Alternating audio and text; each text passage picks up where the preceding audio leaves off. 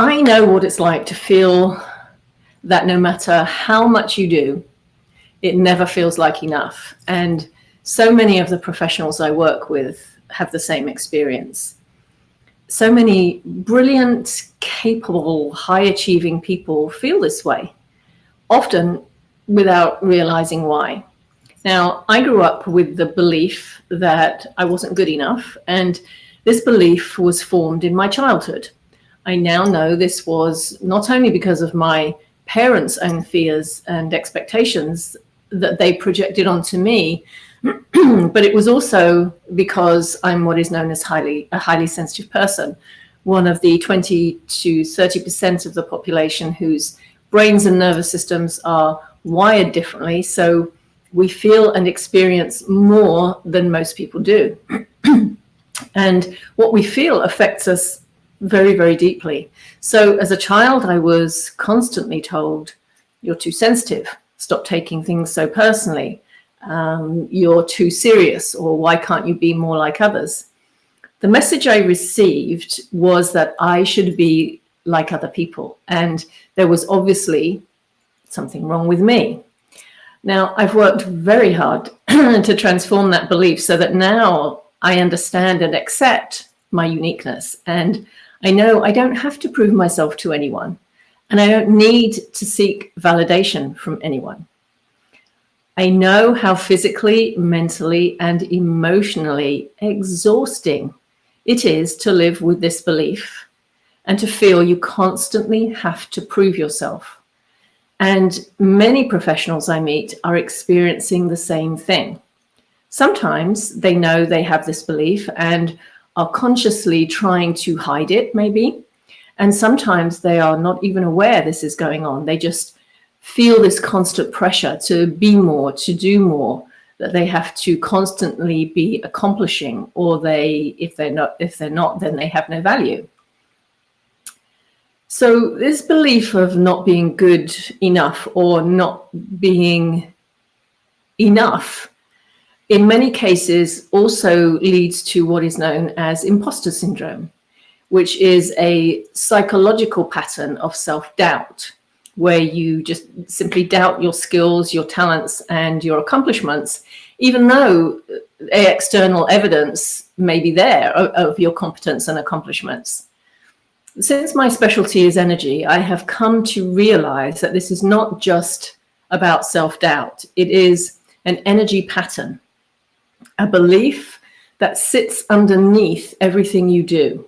I call it an energy virus because it infects your thoughts, your emotions, and your actions without you realizing it. So it therefore not only impacts how you feel and everything you do, it also affects your relationships with others. Now, sometimes people know they have this, like me. I knew I wasn't good enough because that was the message that was consistently reinforced at home and at school, and then later in the workplace. I always expected people to find out that I was no good, that I shouldn't be there, that I had no value. That's a terrible way to live. The thing is, when I started work, I had the opposite experience. People praised my work. I was promoted. I was given more responsibility. And for a long time, though, I still expected that at any moment, people would find out I didn't really know what I was doing and I shouldn't be there. But I gradually had to question that belief because I had some wonderful people in my life who showed me what I couldn't see in myself, that I was smart, I had value, and I always did a good job. Now, for me, it was obvious, but many people don't know that this belief is running their lives and that they have some level of imposter syndrome going on. So, for example, you might feel it's not okay to be who you are, and perhaps you are just who you are depending on who you're with. You may feel that you've experienced rejection so much that it must mean you're not good enough. You haven't been able to achieve what you want, so it must be because you're not good enough. Or you may minimize or dismiss compliments about your abilities. You may find it difficult to receive compliments or even acknowledge any accomplishment. Or perhaps you avoid opportunities because you're not ready or qualified. You think you don't know enough yet. I often meet people who are constantly studying, feeling that they need that next skill, that next qualification, more knowledge. This sense that you never know enough, this comes from that belief of not being good enough. No matter how many qualifications you have or how much knowledge, you'll never feel that it's enough. I'm often blown away by how much studying my clients have done, by how much knowledge they have. Sometimes I know they could be teaching the classes I'm teaching. They have the knowledge, but they don't know how to apply that knowledge for themselves because of their self-doubt. So wherever the belief came from, however it plays out for you now, there is one thing I know for certain. It is not true. So if this sounds familiar to you at all, I hope you'll sort of either mention it in the comments or send me a direct message and just tell me what resonates, because I'd really like to hear from you. But one big turning point for me came when I discovered the trait of high sensitivity. Learning about this trait and learning about what it meant for me, how it impacted me, how it led me to much deeper levels of self-awareness and the ability to really understand and accept my uniqueness, rather than constantly comparing myself to others and trying to force myself to fit into other people's expectations. This awareness and this self-acceptance changed everything for me. My work improved and flowed more easily. I have a level of confidence I never thought was possible. I trust myself, I trust my energy, and I'm now able to make myself the priority in my own life. Safe in the knowledge, really, that this helps me be a better person and allows me to help others much more effectively. And it is now my greatest joy when I see my clients start to experience this shift for themselves. Now, it's possible that you might not recognize this about yourself, or you may recognize it, but possibly believe there's nothing you can do about it. The belief that you're not good enough, or that somehow you are an imposter, can show up in many ways, sometimes very subtle ways. It can be so subtle you might miss them, or not understand this belief is behind them. For example, if you're overworking or over-preparing all the time, this turns you into something of a perfectionist. You can be so afraid of making a mistake, of getting something wrong, that you over-prepare, or you might work harder than anybody else. That was definitely me. I never said no, and consequently, all the jobs other people didn't want to do or other people weren't good at came my way. I worked so much harder than everyone else because I was afraid of what might happen if I didn't. I was speaking to someone recently. He is in his 60s, and he very much recognized that he had this belief. He recognized it about himself. And I asked him what the overriding feeling was for him. What was he most afraid of? And he said, being found out.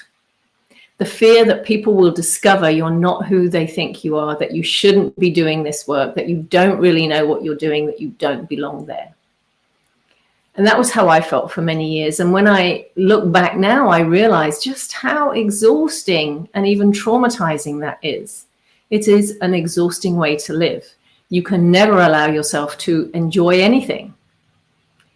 Perhaps you feel pressure to constantly prove yourself. This constant pressure is also exhausting, of course. And the thing is, even when you do prove yourself and people tell you what a great job you did, you can't accept it. Just like with the person I just mentioned, he's in his 60s, he's been highly respected in his career, he has been promoted, he's won awards, but he was still afraid of being found out. He still feels an ongoing pressure to prove himself, even though all the evidence around him is that he doesn't need to. And perhaps you minimize your achievements or your potential. When someone acknowledges you or congratulates you or tells you what a great job you did, do you minimize it? Or perhaps you even deflect it, turning the conversation around to be about the other person rather than yourself. This is something, again, I used to do. I was working with a business coach once who asked me to go back and look through all the projects I'd done, programs and events I'd created, books I'd written, interviews I'd done, articles I'd written, and so on. First of all, I have to say I found this to be very uncomfortable. It was a very uncomfortable thing to do. But when I did it, I was actually shocked at how much I had accomplished, at how much I'd done, and how many difficult things I'd done that really challenged me, like being interviewed live on television and when I first started speaking on stages. But I really started to see for the first time not only how much I really had accomplished, but I also saw how I hadn't recognized any of it really as an accomplishment. I would embark on something, achieve it, and then immediately move on to the next thing without acknowledging myself for what I'd accomplished. For the first time, I began to see how this was really the I'm not good enough belief at work, because whatever I accomplished, I had perceived that it wasn't enough, so it wasn't significant. So are you recognizing yourself in any of these behaviors? You know, I point them out, not to judge you or make you feel bad, but to show you how deep this goes, how deeply it can affect you without you even knowing about it. So if you do recognize yourself in any of what I'm talking about, I really hope you'll either put something in the comments or send me a message, because I know there are many, many people out there who are affected in this way. So what do you think happens as a result of this? What are the deeper ripple effects? Well, it could be your career. You know, you stay small in your career or business. You're quiet or underpaid. You're not able to recognize your value. You're not living up to your potential, not even knowing perhaps what your potential might be, not letting people experience the real you. And when that happens, you cannot bring your best. You'll feel stressed. You might have burnout, exhaustion, emotional depletion. As I've already mentioned, it is exhausting to constantly be afraid that you'll be found out and to overwork and over-prepare when it's just not necessary. You'll never be able to work enough or prepare enough to feel valued or worthy. Your energy may be misaligned. And when that happens, you function in survival mode instead of thriving. You can easily lose track of what thriving even looks like. I often find that people are so stuck in survival mode, they really don't know what thriving would look like or feel like. I understand, because I didn't either. When you live this way, you go from one struggle to another, and everything feels difficult. In your personal life, you may have difficulty receiving support or even rest. Perhaps you are the one who is constantly there for everyone else, and then you never receive the support that you need. And by the time perhaps that you realize this, it's really too late, because people are so used to you being the one who handles all the problems, who takes care of everyone, and who never needs help themselves. You may wish someone would see that you really do need support, but you have trained everyone around you to believe that you don't. So the question is, how much longer do you want to live like this? Do you want to continue to feel you're not good enough, to waste your energy trying to prove yourself, and to be afraid of people finding out you're an imposter? Because I promise you, you do not have to. So this is why I want to share my upcoming workshop with you, called Breaking Free from Imposter Syndrome and the Not Good Enough Trap. It is next week on Tuesday, December the 9th at 10 a.m. Pacific time. This isn't just a mindset workshop. It is an energy alignment experience. We're going to identify your personal imposter syndrome pattern and then start releasing it. Because Once you understand that you have the belief of not being good enough and that imposter syndrome is at work, the next step is to identify, well, what is holding that belief and that sense of being an imposter in place? That's when you can start the transformation process. So if you'd like to learn more about the workshop and register, let me see if I can share the page with you. There it is. Go to LNB&x.com, release imposter syndrome. And when you go there, you can read all about the workshop. Just click on the button, one of the buttons to reserve your place. The cost is $50 to attend.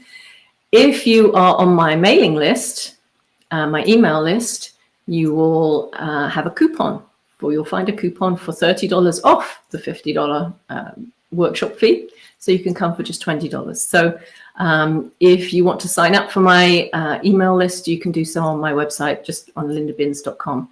So once you've completed you clicked on the button, you'll complete a quick registration, and then you'll immediately be taken to a thank you page with the information for you to attend the Zoom call on the 9th. And also, you'll receive an email in your inbox with a confirmation and also the link. So remember, you can join my email list to receive a $30 coupon code. And that is my gift for those who truly want to do this work. This is such an important message. And what I truly want you to know is that you do not have to carry this weight alone. You are good enough just as you are. And you deserve to feel confident, aligned, and free. And I would love to support you on December the 9th. So there is the place to go to register and to learn more about it. I hope you can come, and I can't wait to see you there. Thank you.